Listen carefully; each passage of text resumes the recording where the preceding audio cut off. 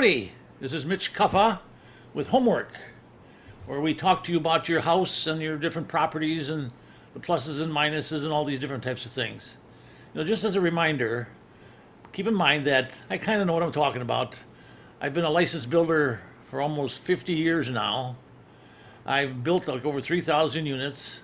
I'm a FHA inspector. I'm a HUD 203K consultant. And, I was a general contractor myself for like 15 years, building houses and different types of premises, okay? Today, I want to talk about, and today in the next two sessions, just today and the next one, I want to talk to you about life expectancies.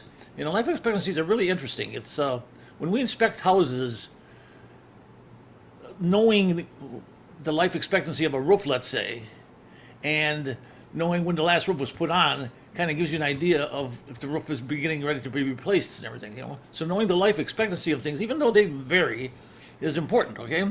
So I want to start with the outside of the house, first of all. And I mentioned to you the roof, okay, roof shingles. That's always primary on my list because of the fact that it's a major repair. Changing a roof on your house, and if you're going to put a new roof on, it's very common for it to cost over, 5 digits today, 10,000, 12,000, 20,000, depends how big your house is or how big your roof is, okay?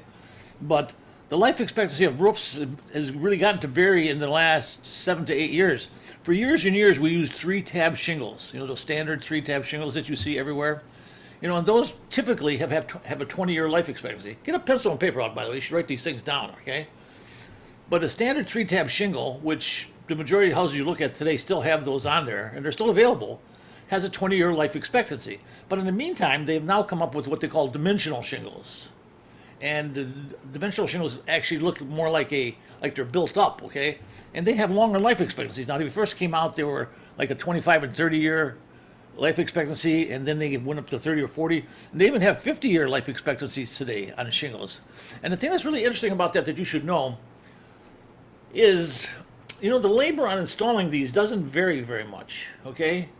But the shingle costs more, okay? So think about that. If you're up on a roof, putting those shingles down is pretty much the same labor, but the cost of materials are more. So, that's up to you what type of shingles you use. It's very common for people still to use the 20-year life expectancy shingles because they're the least expensive, all right? And they last 20 years. And I've seen the 20-year life expectancy shingles last for 27 years, 30 years. It just depends on weather conditions, exposure to the elements, and things like that, okay? Gutters and downspouts. Now, gutters and downspouts are kind of interesting because of the fact they kind of go along with the roof, okay? And typically you'll find that a lot of roofers do gutters and downspouts, okay? But a standard aluminum gutter and downspout in today's market will last 20 to 40 years, okay? 20 to 40 years. But the thing you got to remember about gutters and downspouts is they get dirty, okay? And they have to be cleaned. They need a lot of maintenance. Typically a roof shingle doesn't need a lot of maintenance, okay? Unless you got a lot of leaves growing there or you got trees real close and you get moss on the roof or something like that, okay? But gutters and downspouts commonly get dirty and need to be cleaned. And the big thing about gutters and downspouts is the downspouts, where they meet the ground, often get beat up by lawnmowers, weed whackers, things like that, okay? And that in itself will shorten the life expectancy of the gutters and downspouts because then they'll start backing up with water and they start getting dirtier, faster. And when they get dirty and when they're full of debris and stuff, then they start to come loose and get pitched, okay? But gutters and downspouts today, aluminum gutters and downspouts have a life expectancy of 20 to 30 years on average, okay? And you can get them, just for the record, you can get them, I've seen them on houses for 40 or 50 years, okay? Depending on how they're maintained, okay? Windows, oh boy. Windows is a big issue, again, because of the fact that replacing windows is real expensive. It's very common on a window replacement to be $400 for an inexpensive window, $600 to $1,200, if you want something kind of fancy, okay? But in general, your old-fashioned wood window, the kind we used years ago, has a life expectancy of approximately 30 years, okay? And wood windows need a lot of attention, because they're wood. They need to be caulked, they need to be painted regularly, they need to be adjusted regularly, et cetera, okay? Then we came out with aluminum windows. That was the whole idea was because the wood windows needed so much maintenance, the aluminum windows do not need that much maintenance, okay? But aluminum windows, on the other hand, have about half that life expectancy. They have a 15 to 20 year life expectancy as opposed to the 30-year on the wood windows, all right? Then we came out with vinyl windows. Vinyl windows. Oh. Or fiberglass. You know, that's the big thing today. Those windows have a 20 to 40 year life expectancy. Okay? And the thing that we always have to remember is that with the newer windows, they have a 20 to 40 year life expectancy, but the glass is typically insulated. Okay? The old-fashioned wood windows had one piece of glass. The new windows have two pieces, and in some cases, the real fancy ones have three pieces of glass. And that insulated glass typically has a life expectancy of 8 to 20 years. Okay? So the windows themselves have a life expectancy of 20 to 30 years. That's vinyl or fiberglass. But the life expectancy of the glass is less. Now, when you say the life expectancy of glass, what do you mean by that? It doesn't that the glass starts to break or anything. It's that air can leak into that insulated panel and start steaming up the windows. And you start looking at a window that looks like it's constantly dirty. Okay? So you kind of make up your mind. You know, I personally have seen good ones and bad ones in all cases. You know, just depends how they're maintained. You know, the older ones need to be maintained, lubricated, caulked, painted, and etc. And the newer ones also need to be attention, be keep clean and keep lubricated. Okay, but windows, the newer ones last 20 to 40 years. Siding, oh boy, the old-fashioned aluminum siding. Well, the old-fashioned one was asbestos. Remember those wooden shakes you see? They look like wooden shakes, but they're not really wooden shakes. They're called asbestos. Okay. And they're really not that much of a concern as far as a potential hazard like asbestos can be because they're sealed in a medium, okay? You know, this asbestos has to become airborne to become dangerous, okay? And it's outside also, all right? But the old-fashioned asbestos siding shakes has a 100-year life expectancy. 100 years. The big problem with them is that they're brittle and they have a tendency to crack, and if there's some abuse going on around there, like kids throwing up a basketball up against them or snowballs or things like that, you know, you'll find them that they crack and then they got to be replaced, okay? But they have a 100-year life expectancy. Okay, then we came up with aluminum. The old aluminum, which, you know, we have different sizes of aluminum. We have 3-inch, we have 4-inch, we have 8-inch aluminum, okay? But in general, aluminum has less than half the life expectancy of asbestos. And we're talking 25 to 40 years on aluminum. And the thing about aluminum is there's a couple things, factors there. Number one is it has a tendency to dent, okay? So once it dents, you can't really bump it out because you can't get behind it, you know? So once it's dented, it's dented. And the other thing is that the paint has a tendency to wear off after years, okay? So it starts to look kind of goofy looking. You know, you get areas that are faded and other areas that are not faded, okay? Then they came up with vinyl siding, you know, which is... I like this product a lot, okay? When I first saw it, I thought, oh my gosh, geez, plastic siding, you know, it's like vinyl, it's like plastic, okay? Well, guess what? It has a life expectancy of like 60 years. Never has to be painted, you know? But the drawbacks are here. Here's the drawbacks with that. It has a tendency to expand and contract more in weather. So it depends when it was put in. You see, vinyl siding, because it expands and contracts more than other sidings, really can't be put in really hot weather. And it really can't be put in for really cold weather. It can be put in, but they have to make adjustments on that. You'll see on vinyl siding that the nail holes in the siding are actually oblong. And the reason for that is it's supposed to be nailed loosely, and then as it expands and contracts, it can move back and forth without buckling. But if you get a sider that's not real familiar with that product, and he puts it in let's say, real cold weather, you can go there in real warm weather, and you can see that siding all buckled up, okay? So you have to have the right person. When they first came out with vinyl siding, they said that this product was not meant for the northern climates because of the expansion and contraction factor, okay? But it can be. And I've seen some houses, in fact, my own house, I have it on there, and it was put in properly. It was nailed loosely, you know, and I don't allow anybody to be beating it up and stuff like that. And the thing is, it stays nice, it stays beautiful, because the wood grain, it looks just like, basically like aluminum, except it is plastic, okay? Okay, so we got the siding, we got the windows, we got the gutters, and we got the roof. Let's talk about concrete real quickly, okay? Concrete walks and driveways. Concrete walks and driveways have a life expectancy of 40 to 50 years, okay? And again, you get into a, you know, in colder weather, you know, this is a very rigid construction material. So when we get real cold weather and the ground freezes and it heaves it'll have a tendency to crack, you know? So concrete has a tendency to crack more easily than other products, okay? But typically walks in will last 40 to 50 years. It has a tendency to settle. They settle a lot, you know, but they're not prepped properly. If they're not installed properly, the people that put it in didn't tamp the ground underneath it and make it nice and tight. It'll move over years. Asphalt. We see a lot of asphalt driveways. Asphalt driveways are kind of pretty. Don't crack as readily as concrete because it's a little bit more elastic. But again, it has a life expectancy of half of concrete, maybe 15 to 20 years, okay? And then we have gravel, good old gravel, The thing about gravel is it's a 4 to 6 year life expectancy for a driveway, let's say, and it has to be maintained regularly. You have to regrade it. And just think about it in the wintertime.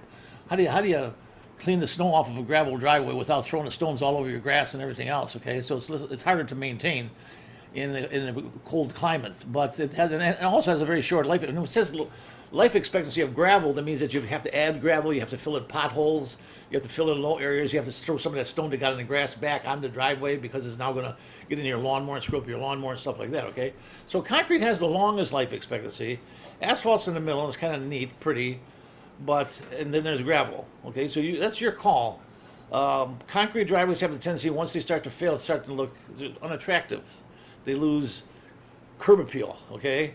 Asphalt has a tendency, when it cracks, you don't see it as much as that, but it has a shorter life expectancy. And it's less expensive, okay? Obviously. Asbestos is a lot lighter than concrete. Concrete is a very heavy product, very heavy material, and it needs to be finished and everything else, okay? I would sing for you, but the neighborhood dogs start howling and it drowns me out. My singing has been known to outperform fire alarms at clearing a room. But I've always sang the praises of health insurance. You too will enjoy the sound of protection for you and your loved ones. Call today for an appointment at the Grant Smith Health Insurance Agency. Getting affordable health insurance will be music to your ears. Wood decks. Oh boy, wood decks. People think they use this Walmanized lumber today, this treated lumber. And they think that it's there forever. It's not there forever. It still has to be maintained. Wood decks have a life expectancy of, ready?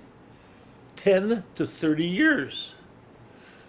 What's the difference? The difference if it's maintained, if you seal it. See, if you have a wood deck and you have a house that doesn't have gutters and it rains like heck, all that water on the roof runs down onto the deck and it wears on it, okay? And nature always wins in the end. If you do this for years and years and years, you're going to find that deck, those boards right there next to the house where all the water was overflowing are starting to warp, are starting to look ugly, are starting to get green, are starting to crack and move around and stuff like that. So you need to seal it, and you need to take care of it and stain it, and that type of thing. And if you do that, it'll last 30 years, and if you don't, it's going to last 10 years, if you're lucky. In the meantime, I've heard, that people say, Walmanized lumber, that lasts forever. It doesn't last forever, I've got Walmanized lumber again in my house. I have it in certain steps in certain areas outside. I have a kind of partial deck, and it depends, again, how you take care of it and how you maintain it, That's the case with everything, actually, is how you maintain all these items. How about a swimming pool? Swimming pools are kind of interesting because they're becoming more and more popular. But pools in general, the water heaters on pools, the water heaters, have a life expectancy of about 8 to 10 years, and that depends how much they're used again, all right? But again, the water heater is kind of essential because we have kind of a chilly weather going in spring and coming out of fall. The pool water is kind of cold, so that's a factor. These vinyl liners on these above ground pools and even the in-ground pools where they have put vinyl liners to save money, they have a life expectancy of 10 years before they start leaking. Okay, and that's fixing a pool leak is a real pain because it's real hard to find out exactly where it's coming unless it's a real conspicuous damage. Okay, the pumps and the filters are kind of like the water heaters, 8 to 10 year life expectancy. And the big thing I remember about swimming pools is you got to keep them away from electrical. Okay. I mean, it's very common to find swimming pools that have electrical lines hanging over them. That's not allowed. I mean, think about that. So, think about your kids being in a pool, and all of a sudden that line happens to come down. Oh my gosh, horrible. Okay, and all the electrical that runs these pumps and runs these heaters, it needs to have ground fault interrupters. It needs to have that special electrical that breaks real quickly if there's a failure there. Right. So just keep that in mind. Pools are kind of a dangerous thing, and the other thing is the fencing. Privacy fencing is required around pools. In other words, it has to be where kids can't climb over it and get into it when nobody knows that they're there, and then they drown, and then there's a major concern again. Okay, so you have to have fencing around the pools. There's codes specifically for that. Talk to your municipality about that. They cannot be accessible when they're not being taken care of when somebody's not there who owns it. Okay. Landscaping. Oh boy, landscaping is a good one. The big thing about landscaping in general is you can't allow it to overgrow. I mean, that's the biggest problem with landscaping is overgrowth. Okay, bushes around the perimeter of the house. They're not really supposed to be touching the house. When the big trees. I just inspected the house here. The big branch was blown. It was looking good until the wind would start blowing, and then the wind blew it and started sweeping up the shingles, and it was actually damaging the shingles. Okay, but in general, landscaping is. There's no life expectancy for landscaping. It just depends on how you take care of it and how you maintain it. But it's a plant, so it can grow. Okay, but it needs to be. You can't just ignore it. You got to make sure that it's cut back. And always remember this: a house that lives in the sun has a longer life expectancy than one that lives in the shade. Okay? That's true. A house that lives in the woods has a shorter life expectancy than one that lives in an open plain. Okay? Because the sun dries everything out. And when you're into a shaded environment, and let's say it rains, everything gets wet and stays wet for longer periods of time. And water causes damage. Okay? When we're talking about landscaping, we're talking about fencing. Wood fencing lasts about 20 years in general, 18 to 20 years. And that's if it's not really heavily maintained, But again, you can abuse that stuff. You can be banging up against it, playing football, and that type of thing. Okay, but in general, if it's not damaged, it has a shorter life expectancy. Metal fencing has a longer life expectancy. Metal fencing is the mesh, the cyclone type mesh. That has like a 30 to 35 year life expectancy. Okay, but again, it needs to be painted and touched up every now and then, and the locks on the gates need to be adjusted and stuff like that. All right, but typically metal fencing will last longer than wood fencing. Foundations. I put that on the outside because even though it's kind of on the inside, it's still a factor. I mean, listen to this. This is kind of interesting. Masonry block, which is the one that everybody, you see, I would say 75% of the houses that we look at are masonry block. Some of the older ones are brick, which is, they don't do that anymore. But the houses that were built since the 70s, most of them are masonry block, and about 25-30% of them are poured concrete, okay? But masonry block has a life expectancy of 100 years, okay? Poured concrete has a life expectancy of 200 years, twice as much. And why is that? Because it's a solid mass. It doesn't have holes in it. Masonry block has webbing in it, which makes it more sensitive to. It's not as strong. Plus, it's a bunch of pieces. Poured concrete is one big piece. Okay, when you have a poured concrete foundation and you see a crack, that's where the leak is at. Okay, if you see a crack on a block basement, that water could be coming from 20 feet away.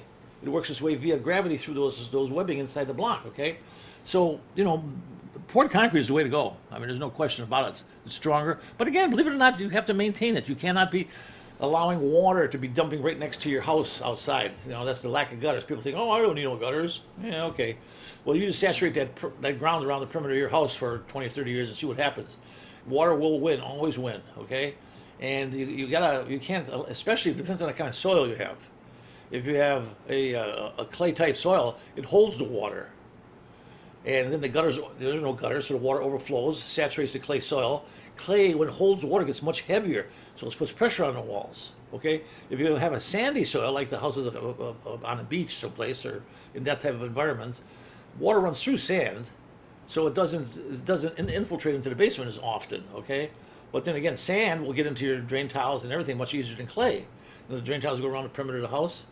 Okay, so but the bottom line is, I really like poured concrete foundations, much better. They're much easier to analyze, they're easier to install, and they're stronger, okay? And then finally, let's talk about your garage real quickly, okay? The garage. Garage door openers. Garage door openers. Oh boy. I see so many of them that don't work at all. They have like a 10 to 30 year life expectancy. It depends how much you use them, okay? A 10 to 30 year life expectancy. Now the doors themselves have a 15 to 35 year life expectancy, okay? So the doors actually last longer than the door openers. So it's typically, when you put a garage door in, you're probably gonna have to change your door opener before you replace your doors, if you have an opener, okay? The floor inside the garage has a life expectancy of, crazy, 10 to 50 years, depending on how it was put in properly, if it was put in properly or not. It's always better to seal that if you can, okay? Because of the fact that, when you bring in vehicles, they bring in salt from the outside, they bring in chemicals from the outside, there's gasoline there's oil leaks. All those things have the thing to impact concrete foundations. And then also those areas are right next to the house. So if they're not put in properly, and you don't know if they were or not, or it wasn't compacted properly and everything, they're gonna have a tendency to settle and crack and do things like that. Okay, so concrete floors, can last up to 50 years.